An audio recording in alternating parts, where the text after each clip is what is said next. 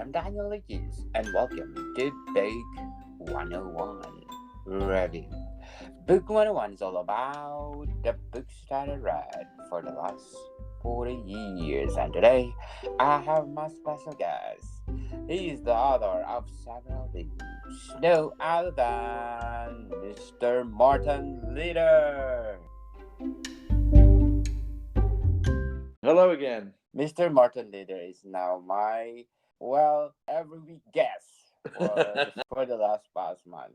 And we are so grateful, and I'm so thankful to Mr. Morton because he's sharing all the books that he wrote for the last, how many, 5 years, Mr. Morton? 3 years. And today, what are we going to talk about today, Mr. Morton? We're going to talk about More Than You Can Chew, which is another crime drama, but this one's based on true events, sort of. Okay, so what behind the title? So, so basically, everybody in the book goes down a certain route, which is when they bite off more than they can chew. Really, they all get involved with bigger boys and people that can cause harm. But the inspiration was a few years ago. I mean, it must have been 2019, I think, Christmas time. Some friend of mine, they've got dogs. They've got a nice big house in the countryside, to be fair, and they went out on Christmas morning to walk their dogs in their field, and unfortunately, someone's other dogs that was breeding American pit bulls got out and attacked them, and it killed one of the dogs. It severely injured another dog, and it actually attacked her as well, and she had to have her skin grafts on her arm. So because it was Christmas Day, the proper police didn't turn up. The community police did, and they said to the bloke with the illegal dogs, "Oh, just take them home. Get them out of here." And so he did that, and then they should have been destroyed. They should have been put down because they could attack someone. But but they started a sort of legal battle, saying, "Well, no," because they were told just to take them home by the plastic police. So anyhow, this sort of went on, and he was breeding these dogs in his rented house, and they were trying to get him out and his house backed onto their land and all this sort of stuff. And her husband, who was ex-army, he got drunk one night and decided to go and shoot the windows through with his air rifle. So he got arrested, and then it just sort of escalated from there. So that was the basis of this story, where a dog attack kills a kitten in my one rather than a dog, and attacks his girlfriend, and they want revenge, and it escalates from there. Sounds interesting, Mr. Morton. But do you love dogs? I'm more of a cat person myself, but I love all animals, to be quite honest. I wouldn't see any harm done. Unfortunately, in this book they do set fire to the kennels and and kill them, but that bit's not true, thankfully. Okay. Yes. So let's start with the negative review. I think you have only one negative review. So let's talk about it. Go on. Because it says on the forward, you are welcome for the feedback. Oh Right? yeah. So it says that I found this book hard to read and felt it needs editing due to information dumps and errors. How did you comment on that? Yeah, it was a strange review. I don't know the person that left that review. I'm grateful for any feedback. And to be fair, I think I changed my editor after this one. Um, just to sort of mix it up a bit. Yeah, I don't know. I've not had any comments like that on any other books. And try not to do information dumps. I don't think there was too many in there, but yeah, look, I think I still got 3 stars for that. I think it wasn't like a 1 star. And like I said, all of us, any indie authors, and that, any reviews are welcome, and everybody's entitled to their opinion. So yeah, it was all right. I think they still liked it. Yes. So do you think negative reviews make you better in the future? I think as long as they're not spiteful, I mean, I think there's a few to go around where someone's annoyed someone and they just go 1 star, what a load of rubbish, and but most 1 stars are a strange beast because if I was reading a book and not enjoying it, I would stop reading it and not leave a review. I wouldn't go all the way through and go, this was absolute rubbish, and 8 hours of my life I'm never going to get back, because I'd give up after probably. I'd probably give up after about 20 minutes if I wasn't feeling it, unless there was some really good reviews and I was thinking, where is this going? But yeah, there's been some campaigns from some people I've seen on Twitter going like, I've annoyed this person and he's just 1 star bombed all my books. But I think the most annoying thing is when you get a 1 star and there's no comments. I think if someone put 1 star, it was totally unbelievable, or the grammar was bad, or there was too much swearing, or no one was likable. It didn't make any sense. Give some feedback. If you're going to put 1 star, tell us why. Rather than just go 1 star. Yes, definitely. And according to Feed My Reads, this is a super book that is well written and highly recommended. Yeah, Feed My Reads is a guy up in Glasgow, I think, and he does quite a lot with the community. He actually gave out some awards, the Feed My Read Awards last year, and it's weird because I used to see him all the time on Twitter, but Twitter's gone a bit funny at the moment, and most people I interacted with I sort of lost contact with, but they all seem to be back this week. But yeah, he gave some positive feedback, and enjoyed the story. Like I said, it's based on there's some other true events in it.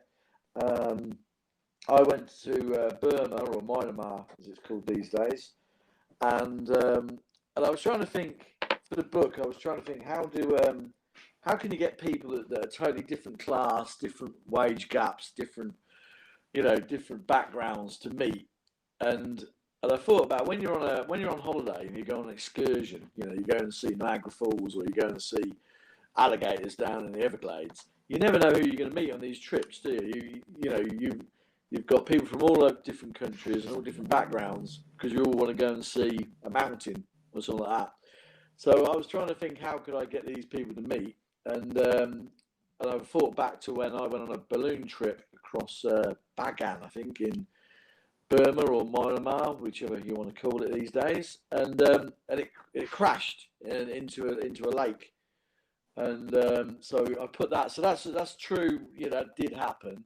But I made it there where the hero of the story he saves this bloke's. Well, he thinks it's this bloke's daughter, but it's actually his wife because he's a bit shady, like some people are over that part of the world. I mean, he's English, but some people go to that part of the world, for the wrong reasons, shall we say. So yeah, so because he saves his girlfriend, he says, "Well, if you need a favour from me, call me." So when he gets a little bit in trouble, so basically his brother, sorry, I'm rambling a bit, but his brother had an accident when he was younger, and it leaves him with very little tolerance on things. So he just goes off on one if things annoy him, and to get vengeance on the dogs that killed his brother's girlfriend's cat. He actually ends up killing these dogs, but these dogs were being bred for the local gangster, and so the local gangster ups the ante. So when they get in trouble, he calls in his favour from his bloke who turns out to be a bigger gangster, and all chaos ensues. So more than you can chew, what do you think the flaws of your book? I don't know. I don't think there's any flaws in it.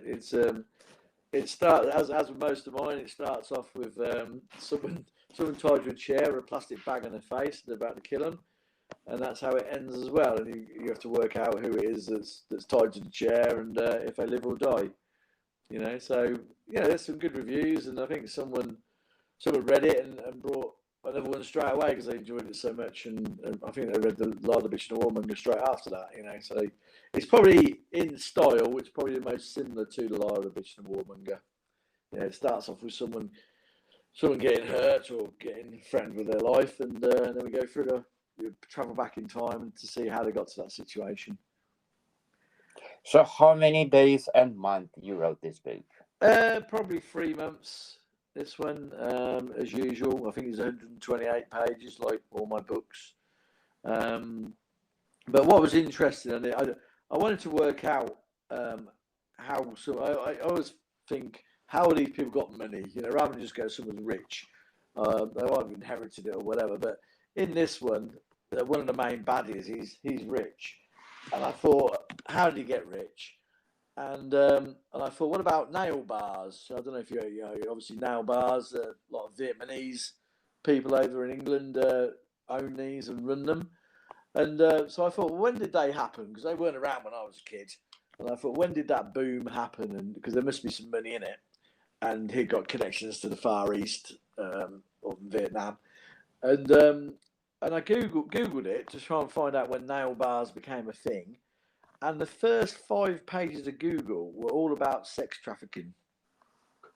Every Oh yeah. article was about at the back of these shops was a modern slavery brothel, rather than just saying like, oh, the nail boom happened in 2007.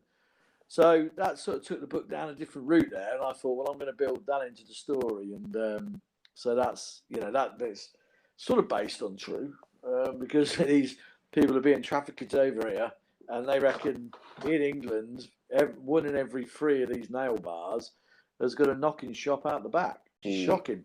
So do you think that will be your next project? Well, I sort of cover it off in this one, to be fair. Oh, okay, but not the whole idea. No, I mean, I'm not an investigative journalist. I just like to write. That's somebody else. Like I said, most of my books, I never describe the people. Unless there's for a reason. Yeah, so you make your mind up whether they're black, Latino, white, straight, or whatever.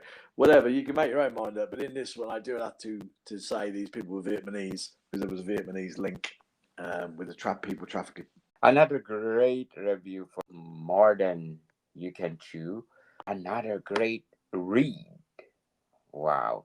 So let's talk about the characters or the main character of your story. Yeah, so there's twin brothers who had a junkie mother, and so they were put into care. So that's Jack and John. Jake and John. And they ended up in foster care, and they, looked after each other. And then, but they've, both done all right. Jake's has a knack for. I think at one point they called him a Jake of all trades. He's very handy with his hands. And he's in the building trade. His brother's a bit more of a drifter, like I said, because he had an accident when he was younger. So Jake lives with Megs, his girlfriend, who is a fitness trainer and wedding makeup artist. She's quite good, she's a good character. And when John turns up, his brother, to live with him because he's split up with his latest girlfriend because of his funny ways, he feels obliged to look after him because he feels parental towards him. But Megs gets attacked, by these dogs, and Jake and John retaliates and upsets the wrong people.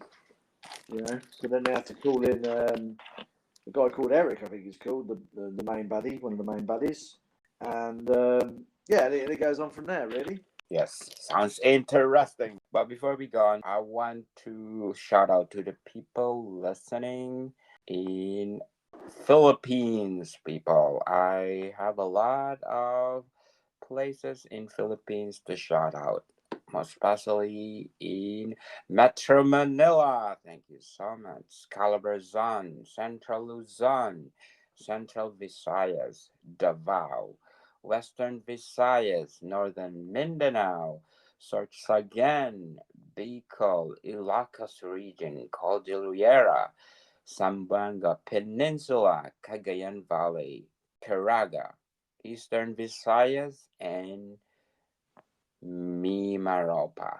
Thank you so much for listening to this podcast, because this podcast is created to empower writers all over the world like Mr. Morton Leader.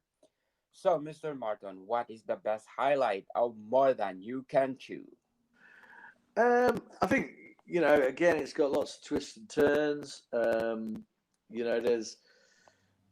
I like to think it's unpredictable, but as with all of mine, it's fast paced, and I just think the way it all comes together at the end. Um, I suppose with this one, there is a sort of hero and something to root for. There's not usually get that in my books. Usually everyone's just horrible, but it's like I said, it's cheap, it's cheerful. It's set in my hometown county, Northampton, up in the top of the south, bottom of the north, whatever you want to call it.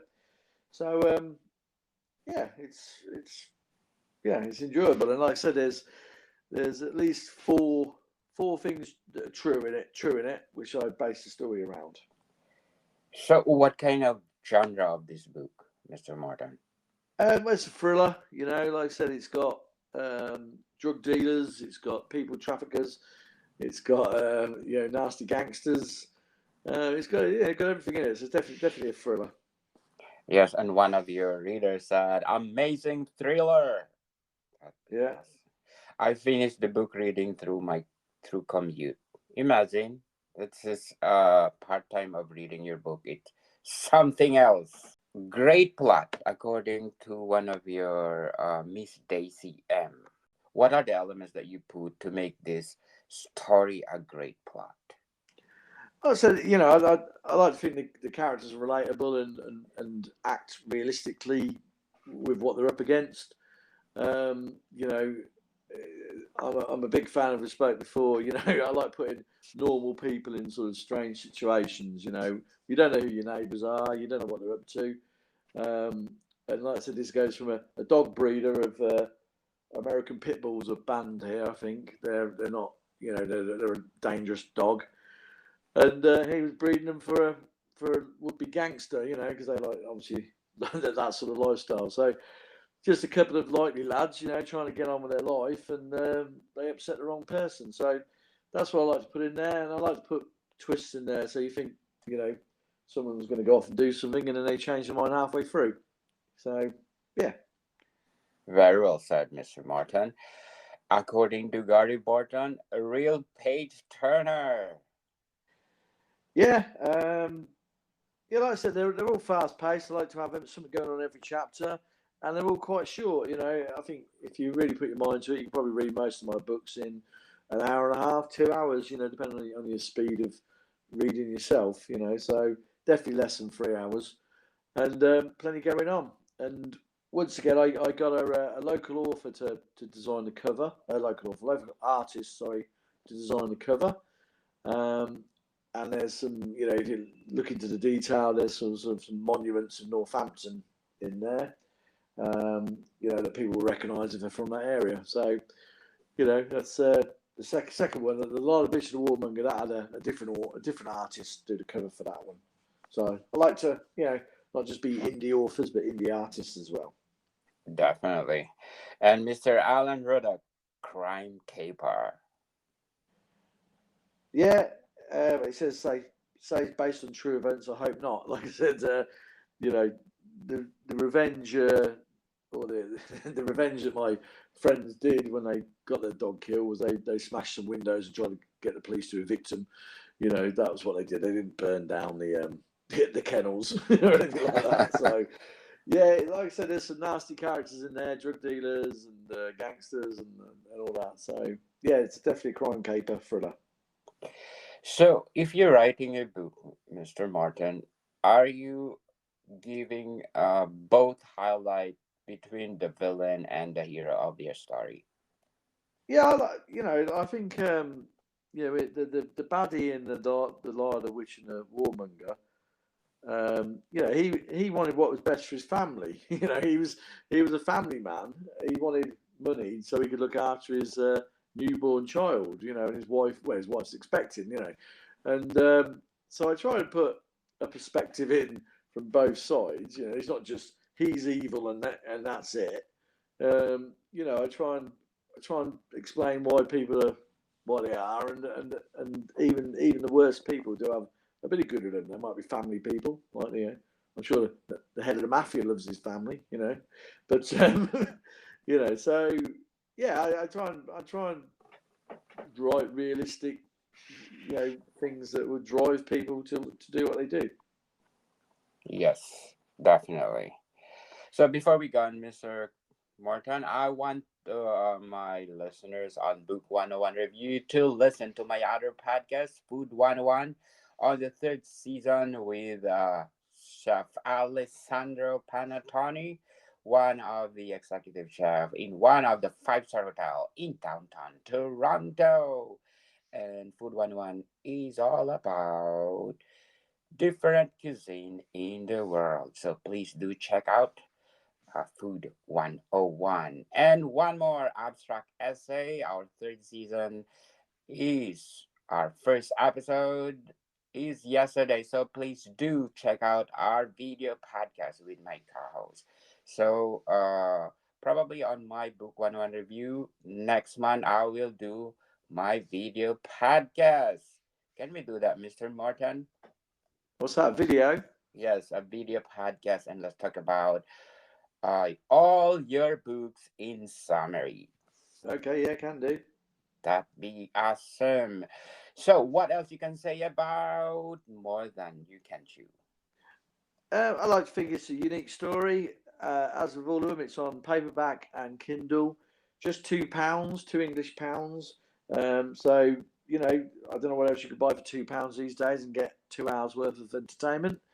And if anybody fancies reading it, and leave them a review, then I'd be very happy.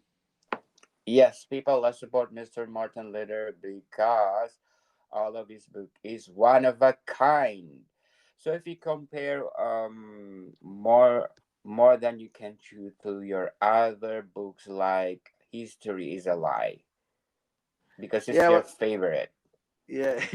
As I said last week, History of the Lie is a time traveling conspiracy theory, mythology, unexplained events, sort of epic romp. From ancient Persia right up to COVID, where More You Can Chew is it's a Sunday night drama, two-parter. With plenty of twists and turns, with no supernatural or mythological beasts in it. It's just some lads, two brothers, trying to get on in life that cross the wrong people. So how about More Than You Can Chew to Snakes and Ladders? Well, Snakes and Ladders is horror with scientific experiments going wrong in the art of Dr. Moreau sort of stance. So that's more, I suppose, horror fantasy, where this is realistic crime. Yes, definitely. So people, let's support Mr. Martin because every book there is something else inside. Just right now, the More Than You Can Chew that we are talking about. According to Miss Caroline, is saying that he never disappoint. Wow. I give you 5 star. How you do comment on that? Yeah, Caroline. Yeah, she's read all my books. I think it's nice to have a fan. But yeah, she's a lovely lady. She's I think you approached her to go on your podcast. I think is that Caroline Radovich or something like that, is it? Um, but yeah, she obviously enjoys it. She's a great writer herself. Um, and just finding review, Vicky, Catherine. Yeah, so really, story's gritty, covers some hard hitting subjects. Like I said, yeah, you know the slave trading and people trafficking's in there. But yeah, I think she read it in a day or something like that. So the tale moves along pace and found it hard to put down. Well, I mean, that's what you want there. That's what you want to hear as an author. People struggling to put your books down. So yeah, very happy with that review. Definitely. So, which is more give you inspiration? The negative reviews or the positive one? I mean, it's got to be the positive ones, isn't it? I think the negative ones, yeah, I'm quite open minded in that. And like I said, I'm not formally educated on writing or anything like that. I haven't got a degree in English literature or anything like that, And I just hope people enjoy my ideas and my ramblings, putting them down, and yeah, I got quite 22 reviews on this one, I think, isn't it? So yeah, most people like it. I don't know 2 stars and 1 stars, 1 3 star, so happy days. But yeah, I just I watch a lot of telly myself, I read a lot of books myself, and I'm watching the telly and I'm thinking, oh god, what are they doing that for? It doesn't make any sense, So I like to, I try to stay away from that in my own books, but I'm open to any criticism or any praise. Really, I just wish more people to read them. So, So, if you're given a chance to revise this book, which part of the book? um, I don't know. I think the story's told, and yeah, someone did say, well, what happened to the other brother? Because he just sort of goes off. But the story was told. You could write on forever, couldn't you? I think they're called soap operas, but they just go on forever. Um, the story's done, so happy days. You can't kill everyone off. Yes, definitely. So, which chapters you have difficulty of writing with? Difficulty. Yes. It's always the middle bit, isn't it? You got the idea for the start. You sort of know where you're going at the end. Although I'm definitely a pantster, and I do change, the endings as I go along. Think depending on what's coming up. The characters weird. Without being too pretentious, the characters do grow as you're writing them, and you think actually, I'm going to do that. So yeah, it's always the middle because you want to keep the pace up, but you've got to sort of ironically slow it down as well because otherwise everything could be a short story. So you've got to build suspense, get a bit of foreshadowing in there. And like I said, I'm pretty sure every chapter in every book I've read, there is something significant in every chapter. No fillers, all thrillers. So, which chapter you like writing the most? There's a chapter where the gangster's girlfriend goes out and bumps into one of the brothers. That was a good fun chapter to write. As she's clubbing uptown. And I quite like writing the balloon crash because it was bringing back some fond memories. Even though we crashed, it was a fun day out, And crashing probably made it a little bit more exciting to talk about than just flying over 20,000 pagodas. Yes. So, More Than You Can Chew is good for a series or a motion picture. Yeah, probably the Sunday night thriller, 2 parts or 3 parts, depending on how I want to drag it out. But yeah, I think it's a cracking story, and I'll definitely watch it. Definitely. Please do invite our listeners to buy your book. Okay, so hello everybody. So More Than You Can Chew, based on true events, set in the Northamptonshire countryside. Just £2 on paperback and on Kindle Unlimited and Kindle. So it's a bargain. £2. Check it out. If you like that, you'll definitely like all the others as well. Definitely. Is there will be a sequel or a prequel of the book? There could be a sequel to this one, but I'm not thinking about it. But there could be because most of the main characters are still alive. So yeah, there could be, but I doubt it. Yeah, unless someone buys it TV rights and demands I write one, then I could easily. But until that happens, no. So if you're writing your book, it's already totally planned or it just come out naturally? Yeah. I think in the community you got plotters and pantsters. I'm definitely a pantster. I come up with the title, I come up with the first chapter and the last chapter, and then I just let it roll from there. Really, some other people have a chart and books and map it all out. I think you have to do it if you're writing fantasy or something like that. You've got to have a map and world building and the law and the history and all that sort of stuff, haven't you? But so I'm pretty sure they'd be plotters rather than pansters. But yeah, my thrillers are just they come into my head and I bang them down. And then the good thing is, you get to. I'm writing one at the moment called Two Truths and a Lie, and I've got to a point I'm thinking, right, I need to do this. So I've just gone back and I've just given someone a junkie son You know, just like because I think, right, I need this to happen. How can why has she got no money? And I thought, right, let's just give her a son. So I've gone back 9 chapters and just had a conversation with someone going like, yeah, it's her son. He's a junkie, caused a loads of trouble. You know, and I'm going to bring him in now on chapter 22. So but it's good. You get something you need, you just go back. You know, so say you need them to steal a car, you just put back they used to work in a garage and they're good at hot wiring cars. You know, so it's good fun. Yes. Is it easy for you to name your characters?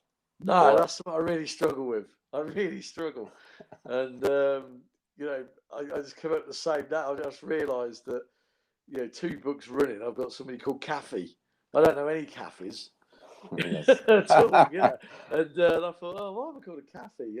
What I do is I definitely stay away from ex-girlfriends' names, though.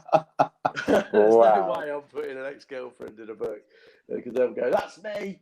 You Yes. know. So do you think in the future you can write a trilogy book? Um, I don't know. Yeah, I have thought about writing a trilogy, a fantasy. As I mentioned before, I played a game called RuneQuest when I was young, and I love all Clash of the Titans and Greek mythology and all that sort of stuff, Lord of the Rings and that. So in the back of my head, I've sort of got one. But whether I'm clever enough to write that or not, I seriously doubt it. More than you can chew. If you describe it in 3 words, what are they? Fast-paced thriller. Yes, people, let's support Mr. Martin later because produce different kind of genre that entertain you the whole book. Again, Mr. Martin, please invite our listeners to buy all your books. Okay, as I said before, on paperback, on Kindle Unlimited, just £2. Obviously not the paperback. I think that's £7. But yeah, any support appreciated. Okay, Mr. Martin, thank you for your time. Thank you. Morton people, see you soon.